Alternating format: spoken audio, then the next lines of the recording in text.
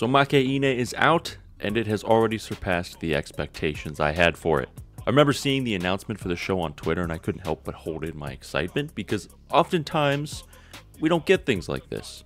We get what happens to the heroine that wins. We never see the opposing side of the scenario. So with episode 1 already out, like I said earlier, my expectations have already been surpassed. It is so much more fun than I ever could have imagined. I mean, we're already rocking an 8.1 on my anime list, so that goes to show, if you just look at the ranking alone, that this show has great potential and already great feedback from one episode. So in today's video, I just kind of want to go over and talk a little bit about episode 1. So I mean, in the beginning, we're greeted with an average looking MC. He doesn't really have anything going for him. You're shy guy, awkward, socially weird type of dude, which is pretty run-of-the-mill for these types of shows anyway, so it's kind of what I expected. What I was first figuring when I heard of the show was she would be the main character. I had no idea it was going to be about a main male character. I thought it was the 3 girls on the cover, so it was a little bit of a surprise when I found that out in the first 2 minutes of the episode. And this whole scene here is just, in my opinion, like some very original comedic work. I don't want to go in too much detail for the people who have not watched the episode yet, but let's just say she does some cringe, and our homeboy over here happens to catch notice of that cringe. Thus leading to, for lack of a better term, their friendship beginning. I like how she's kind of an airhead ditzy character. I did not expect that either. And then this whole encounter just kind of leads to them forming a relationship later down the road. I also like the one detail they did add. Every single female character in this has multiple bow ties. Like, here's some more. I don't know what the reason for the multiple bow ties is, but I kind of like it because it's way different from a lot of the things you see.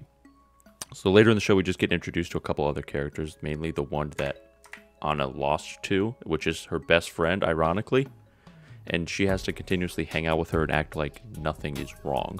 The lunches are lackluster at best and really just no effort whatsoever given, which I think is a really creative way to kind of help us understand what type of character she is. Also, if you're a fan of the little sister trope, don't worry, the show has got you covered as well with probably one of the most basic little sisters that we have seen all season. Yeah, she just seems like the wholesome little sister type being. I'm always for it in animes. I love the wholesome little sister. This scene is where A1 Pictures always comes to shine because it's just a regular rom-com, but they always go above and beyond with certain things, and like that is magnificent looking. For being a rom-com, they put 10 out of 10 effort into it, and it's a precursor for what we're to expect for the rest of the show.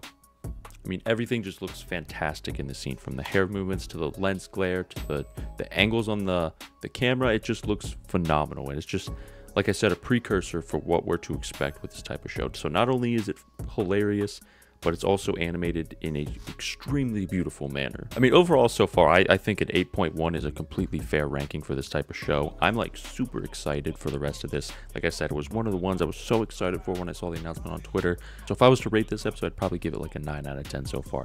A1 did a phenomenal job, and I am so excited for the rest of this show.